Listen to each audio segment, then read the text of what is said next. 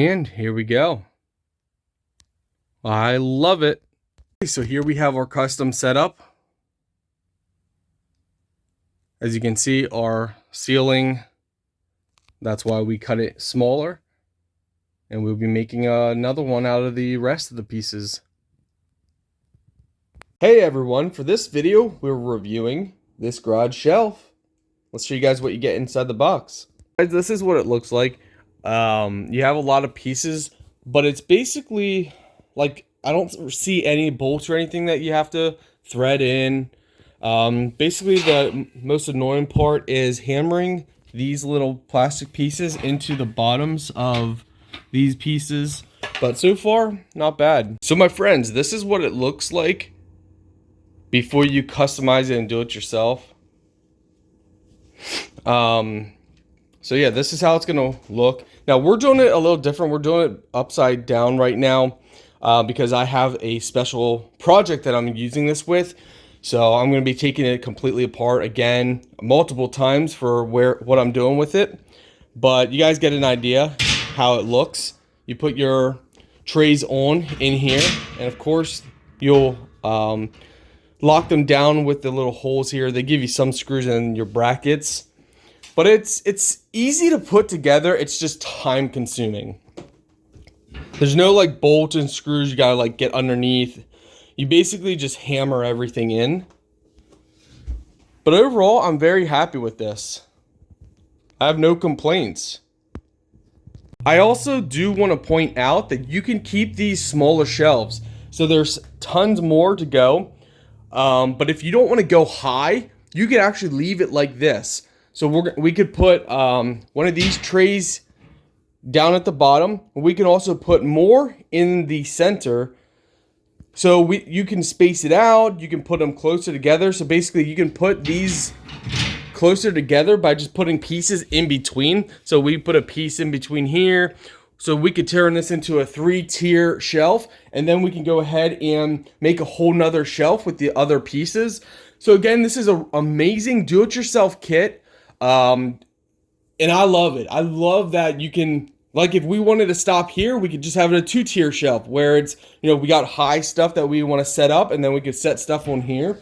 We could easily do that, or we could make it a 3-tier, 4-tier. You guys could do whatever you want, which is pretty amazing.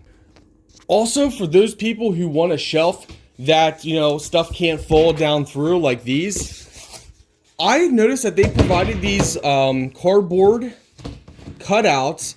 I'm sure they didn't design it to be shelving, but if you guys cut just the tip of it, you guys could actually use these as pieces, so then you could set stuff on top without it falling through, which is pretty awesome in my opinion. So that's probably what we're gonna do for some of the shelves. Some of the shelves, we have a lot of stuff that it doesn't matter. You know, it's big enough it won't fall through, but any small stuff we can easily do here. Again, we are customizing it how we want. I want you guys to customize it how you want. You can follow the directions 100%, or you can customize it to fit your needs, just like I'm doing. It's amazing, strong steel.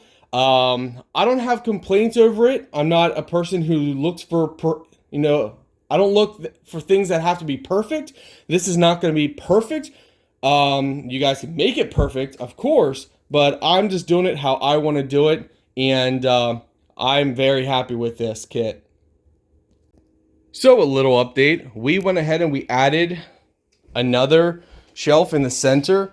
We're turning this into a standalone 3-tier shelf. So we have 1, 2, and then 3 shelves going on this one. And then we're going to customize another one to make another tier shelf. I forget how many we probably can get out of this. I think we can get another tier or 2. And we're going to do that as a standalone. So this one is a standalone. But overall, guys, seriously, I love it. The only thing I can say is now we did ours upside down. And I did that on purpose. So if you guys don't want to follow me doing it upside down, because again, I'm customizing this for my needs and my wants. That's why I did it upside down. So yeah, basically what you guys want to do is when you're hammering these in, you want to, all these need to be flat facing upward. So you want all of your bars to be flat facing upward like this, so the shelf can actually lay in place like we did it. But for these bars right here, the ones that you have these, you know, little divots in, you want this symbol to be facing the other way. So the bigger round part should be down here, while the thinner part should be up here. That's how you know if you have it upside down or not. Now, if you do it upside down and you completely put it all together and you realize you made a mistake, well, the why you want to do it the other way is if there's a lot of pressure, it could work the shelf down and then it could pop out. There is a way around that, and you could just simply put zip ties through here or duct tape around here enough that, you know, if it slides down, it can't go anywhere. Or you could put a zip tie, just put it right through there and just zip tie it, then it won't come out. You know, that's something easy and simple if that's what you guys do, if you accidentally do it upside down. But overall, again, it's a completely do-it-yourself shelving system here, and I love it. I think it's fantastic. We can do a 3-tier. We can have another shelf. It is like everything that I want, and I'm making it how I want it. So again, you guys can do whatever you want. So here we have our custom setup. As you can see, our ceiling, that's why we cut it smaller. And we'll be making another one out of the rest of the pieces. And here we go. I love it.